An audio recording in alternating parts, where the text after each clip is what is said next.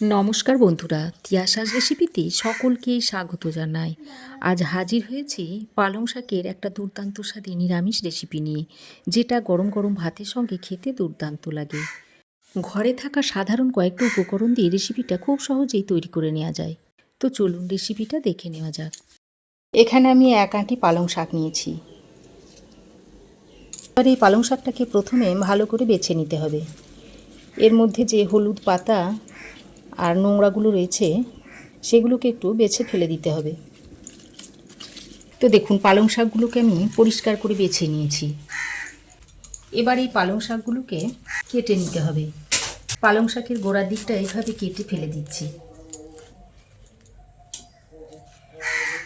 তারপর পালং শাকগুলোকে একটু মাঝারি সাইজ করে কেটে নিচ্ছি। বেশি কুচোনো দরকার নেই, মাঝারি সাইজ করে কেটে নিলেই হবে। তো দেখুন, এইরকম করে শাকগুলোকে কেটে নিতে হবে। তো একইভাবে সমস্ত শাকটাকে আমি কেটে নিচ্ছি।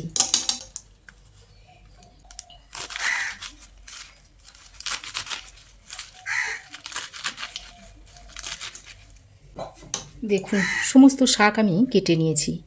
তো দেখুন, শাকগুলোকে কেটে আমি 3-4 বার পরিষ্কার জল দিয়ে ভালো করে ধুয়ে নিয়েছি।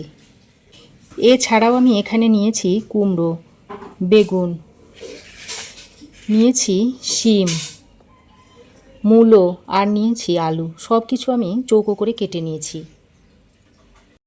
এবার আমি রান্নাটা করার জন্য কড়াই গরম করে দিয়ে দিচ্ছি পরিমাণ মতো সর্ষের তেল। রান্নাটা সর্ষের তেলেই করবেন, তাহলে খেতে ভালো লাগবে। তেল খুব ভালোভাবে গরম করে নিয়েছি। এবার এর মধ্যে কয়েকটা ডালের বড়ি দিয়ে ভেজে নেব। গ্যাসের ফ্লেমটাকে লো টু মিডিয়ামে করে বড়িগুলোকে আমি লালচে করে ভেজে নিচ্ছি। তো দেখুন, বড়ি আমি এরকম লালচে করে ভেজে তুলে নিচ্ছি।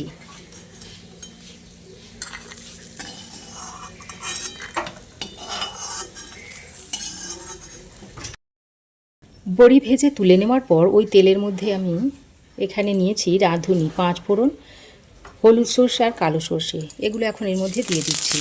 দিয়ে দিচ্ছি একটা শুকনো লঙ্কা আর একটা তেজপাতা। এবার ফোড়ন কয়েক সেকেন্ড ভেজে নিয়ে প্রথমেই আমি এর মধ্যে আলুগুলোকে দিয়ে দিচ্ছি। আলুগুলো দিয়ে কিছুক্ষণ ভেজে নিতে হবে। তো দেখুন, আলুটা কিছুক্ষণ ভেজে নিয়েছি। তারপর এর মধ্যে মূলো আর কুমড়োটা দিয়ে দিচ্ছি।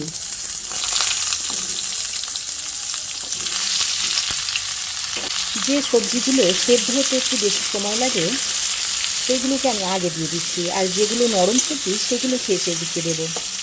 মূলো আর কুমড়োটা দিয়ে আবারও আলুর সঙ্গে বেশ কিছুক্ষণ ভেজে নিতে হবে।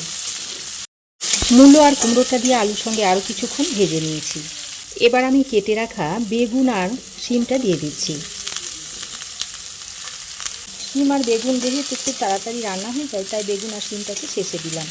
এবার আবারও সব কিছুকে একসঙ্গে ভালো করে নেড়ে চেড়ে মিশিয়ে নিচ্ছি।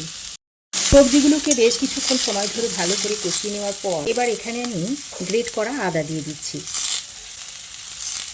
আদাটা প্রথমে দিলে হবে না, এই পর্যায়ে আদাটাকে দিতে হবে।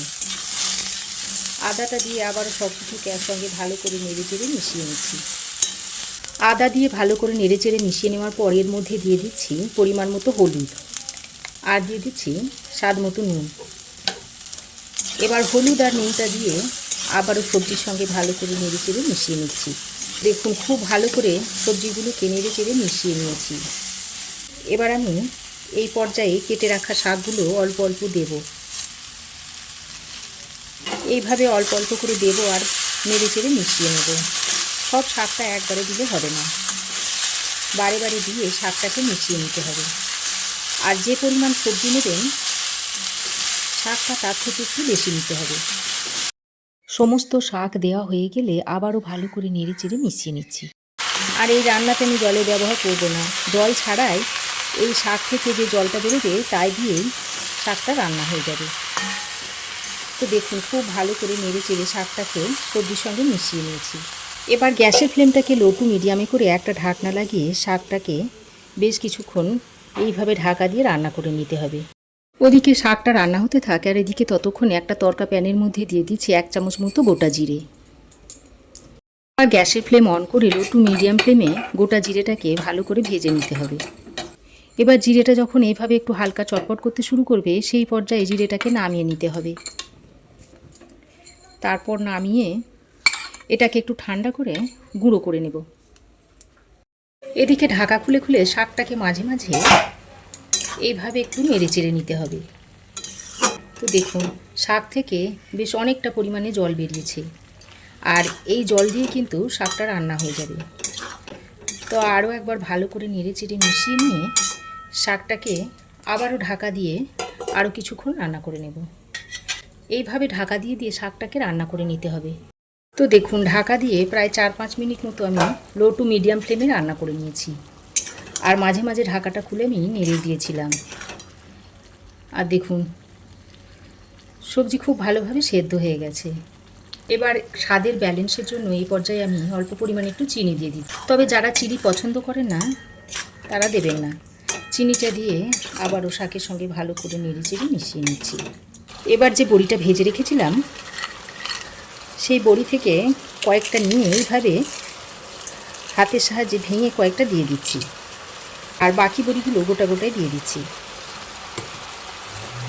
এবার বড়িটা দিয়ে আবারও শাকের সঙ্গে ভালো করে নেড়ে চেড়ে মিশিয়ে নিচ্ছি, আর দিয়ে দিচ্ছি কয়েকটা চেরা কাঁচা লঙ্কা। তারপর ভালো করে নেড়ে চেড়ে একবার মিশিয়ে নিচ্ছি। এবার আবারও ঢাকা দিয়ে 2 মিনিট মতো রান্না করে নেব। তো দেখুন আরও 2 মিনিট ঢাকা দিয়ে আমি রান্না করে নিয়েছি, আর শাকটা দেখুন মাখো মাখো হয়ে গেছে। এবার এই পর্যায়ে ভাজা জিরের গুঁড়োটা দিয়ে দিচ্ছি। তারপর আবারও ভালো করে নেড়ে চেড়ে মিশিয়ে নিচ্ছি। এবার সব শেষে অল্প একটু কাঁচা সর্ষের তেল এইভাবে ছড়িয়ে দিচ্ছি। কাঁচা সর্ষের তেলটা দিয়ে আবারও সব কিছুকে একসঙ্গে ভালো করে নেড়ে চেড়ে মিশিয়ে নিচ্ছি। আর রেসিপিটা এখন সার্ভ করার জন্য রেডি হয়ে গেছে। গরম ভাতের প্রথম পাতে এই রেসিপিটা খেতে অসাধারণ লাগে। একবার আপনারা তৈরি করে খেয়ে দেখতে পারেন। আর আমি এটাকে সার্ভ করে আপনাদের দেখাচ্ছি।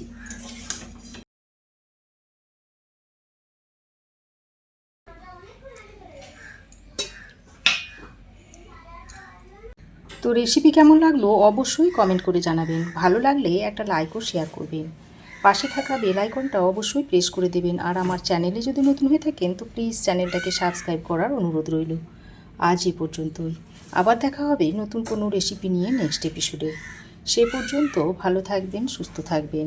ধন্যবাদ।